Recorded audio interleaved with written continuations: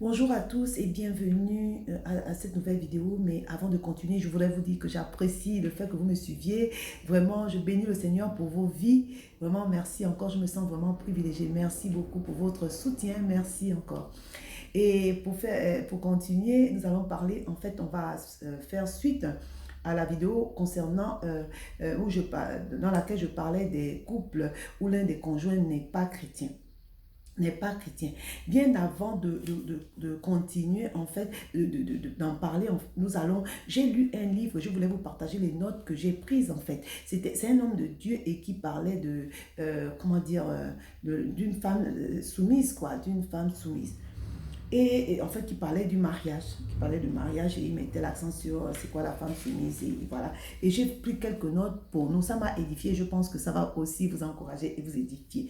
On va lire dans Éphésiens 5, 21 à 22. Éphésiens 5, je prends comment dire, la version Semeur.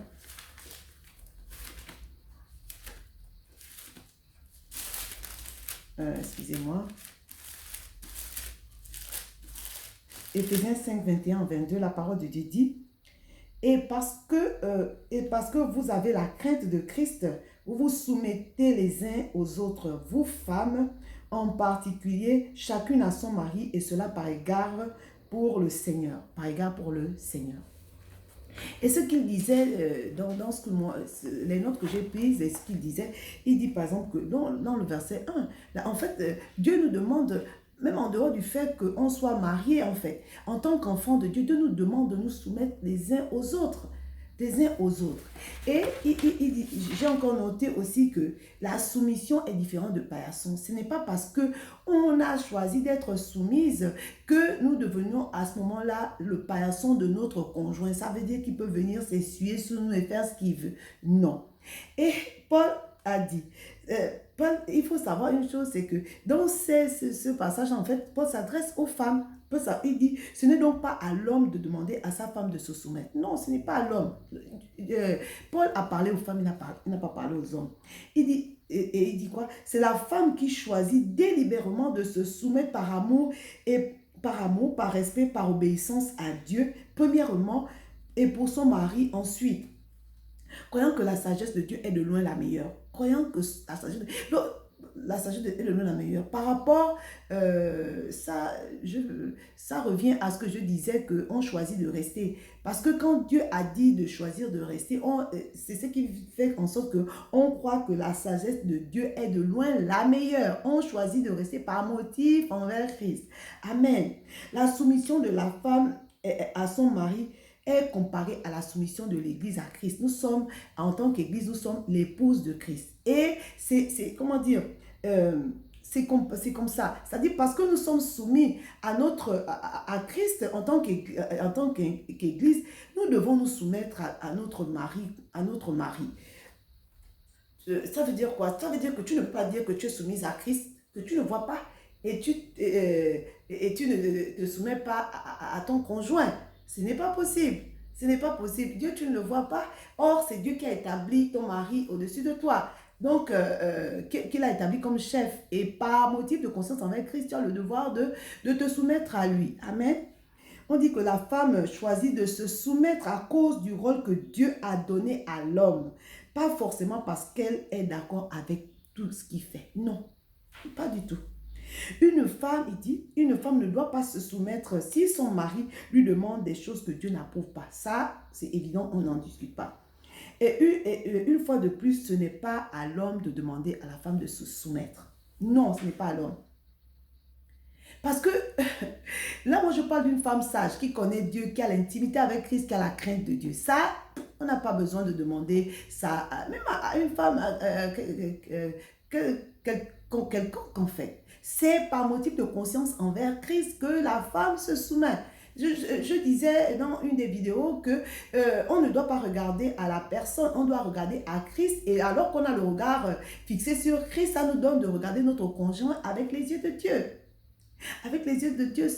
Ce matin, j'écoutais une discussion, en fait, une discussion entre femmes, on y était, et, et ce qui était partagé vraiment m'a vraiment beaucoup touché. Et alors que je conduisais, voici ce que le Saint-Esprit a mis en moi, a mis en moi. Alors qu'on est avec notre conjoint qui n'est pas chrétien.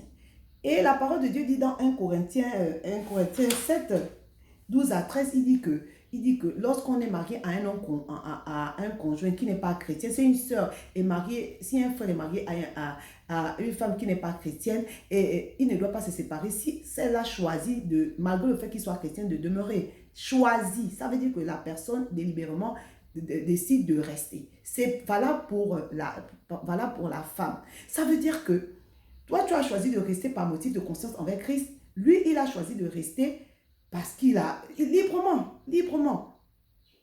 Et dans les vidéos qu'on partageait, on parlait des motifs de séparation, on a parlé de l'adultère, on a parlé des mauvais traitements. Et on a beaucoup mis l'accent sur l'adultère. On a dit qu'on peut pardonner, et on peut pardonner sans pourtant même que le conjoint fautif nous demande pardon.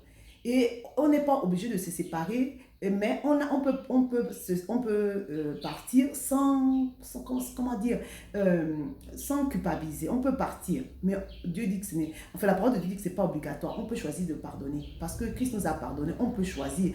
Et on dit que l'amour espère tout. On doit croire que, quand il dit que Christ en moi l'espérance de la gloire, on doit croire que on aura des lendemains meilleurs. On a dit que l'amour ne soupçonne pas le mal, l'amour pardonne tout, l'amour croit tout, c'est.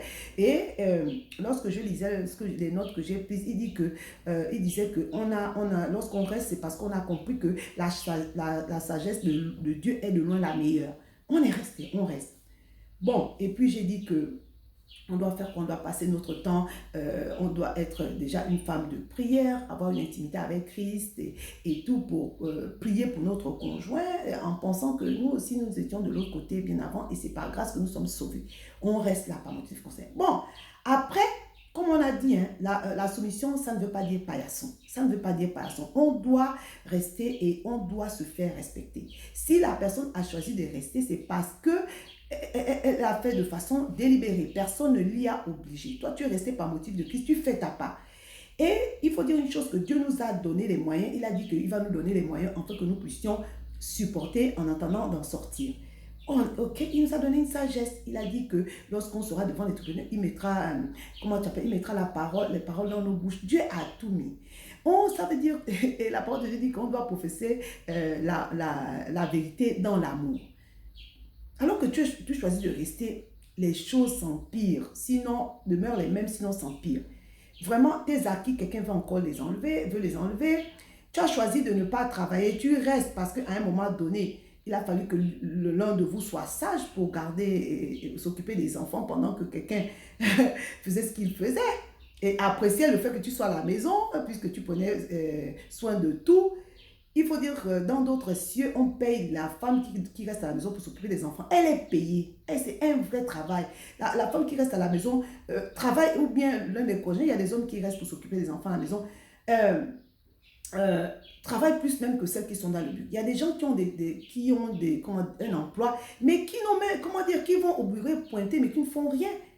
Voilà, donc ça, c'est déjà, c'est sûr. Quelqu'un fait tout, vraiment, par motif de conscience, en fait, tout. Mais Dieu dit, à un moment donné, Dieu nous a donné la sagesse. Ça veut dire qu'on doit se faire respecter. On doit se faire respecter, tout ça dans l'amour. Dieu a dit dans sa parole qu'avec celui qui est bon, il agit selon sa bonté. Avec celui qui est fidèle, il agit selon sa fidélité. Avec celui qui est pervers, il agit selon sa perversité. Tout cela avec amour. Avec amour. Ça veut dire quoi? Dieu te donne à un moment donné, voici ce que quelqu'un fait, Dieu te donne le moyen de te défendre. Ça veut dire quoi? Le Saint-Esprit va t'inspirer. Il va t'inspirer parce que, il faut d'abord, parce que alors que tu vas le faire, c'est que tes motivations sont saines. Tu vas te défendre, il va te donner d'être calme, d'être posé, de manifester de la sagesse et dire tes droits avec amour, dire tes droits sans forcer, quoi, vraiment dans le calme. de dire tes droits dans le calme. De dire tes droits dans le calme. Et c'est ce qui fait que, pourquoi j'en parle, tu es là, quelqu'un demeure, comme je disais, c'est lui qui est fautif et qui demeure dans cette situation-là. Toi, tu restes parce que celui qui est en toi est plus grand que celui qui est dans le monde et la sagesse de Dieu est plus sage, est de loin la meilleure et que ta vie n'est pas en danger. Tu as la certitude, Dieu t'a demandé de rester et tu as la certitude que puisque la parole de Dieu dit que dans tout ce que nous traversons, nous sommes plus que vainqueurs par celui qui nous a aimés. Par celui qui nous a aimés. Tu vois? Donc, Dieu te donne le moyen de te défendre. Les acquis que tu as, quelqu'un va encore prendre ça parce qu'il a choisi de mener une vie parallèle. Les acquis que tu as, il veut les prendre, il fait tout pour te mettre vraiment, et tu es là, et non, Dieu ne nous a pas donné un esprit de timidité, et Dieu aussi nous a donné la sagesse. On doit se défendre avec sagesse, on a cette possibilité. Le Saint-Esprit habite en nous. Il a dit, ce n'est pas par la force ni par la puissance, mais par le Saint-Esprit. Par le Saint-Esprit, on a tout pour se défendre. Arrêtons, à un moment donné, c'est vrai, au début, on va aller voir des conseillers, on va voir le pasteur, et le pasteur, à un moment donné, il faut qu'on arrête d'embêter le pasteur parce que Dieu nous a tout donné. Le même Saint-Esprit qui est avec le pasteur, nous l'avons. Nous l'avons. Et si on choisit de marcher, marcher par la foi et non la vue, on s'appuie alors sur sa parole et on lui fait confiance. Le juste vivra par la foi. Le juste vivra par la foi. Et on a dit que la marche avec Christ, ce n'est pas, c'est quoi? C'est pas une course de vitesse, quoi. On doit la faire et on doit s'armer d'endurance et de patience. Ça paye. Dieu n'échoue jamais. Dieu n'a jamais échoué. Il n'y a aucune promesse que Dieu n'a jamais tenue. La parole de Dieu dit que sa renommée s'est accrue à cause de l'accomplissement de sa promesse. Croyons que lorsqu'il dit que Christ en moi l'assurance de partager sa gloire, croyons que les lendemains seront meilleurs que les jours que nous traversons. Vraiment, je veux nous encourager. Nous allons faire cette prière que j'ai prise dans une des épîtres de Paul. On va demander au Seigneur véritablement d'être ferme, quoi. Nous allons prier. Père, au nom de Jésus. Père, nous venons te demander la grâce de demeurer fondé et inébranlable, Seigneur, dans la foi, sans nous détourner de l'espérance de l'évangile. Accorde-nous cette grâce, Père. Nous te supplions. Dans le nom de Jésus. Père, nous voulons aussi, Seigneur, te plier, te dire comme Paul, Père, donne-nous un esprit de sagesse et de révélation dans ta connaissance. Illumine les yeux de nos cœurs afin que nous sachions quelle est l'espérance qui s'attache à ton appel. Quelle est envers nous qui croyons quelle est l'espérance qui s'attache à ton appel? Quelle est envers nous qui croyons l'infinie grandeur de ta bonté se manifestant par la vertu de ta force. Père, nous avons besoin de toi. Accorde-nous cette grâce. Accorde à mon frère. Accorde à ma soeur. Seigneur, la parole de Dieu dit que lorsqu'on tourne les regards vers toi, on est rayonnant de joie et le visage ne se couvre pas de honte. Père, nous ne voulons pas rester dans notre foyer et manifester la tristesse. Non, parce que nous t'avons fait confiance, nous devons rayonner, nous devons manifester la lumière. La lumière. Nous ne sommes pas, tu ne nous as pas laissés seuls. Toi qui en nous, tu es plus grand que celui qui est dans le monde, Seigneur. Accorde à mon frère, à ma soeur, Seigneur, cette révélation, je te supplie. Je te le demande, Papa, dans le nom de Jésus. Amen. Demeurez bénis.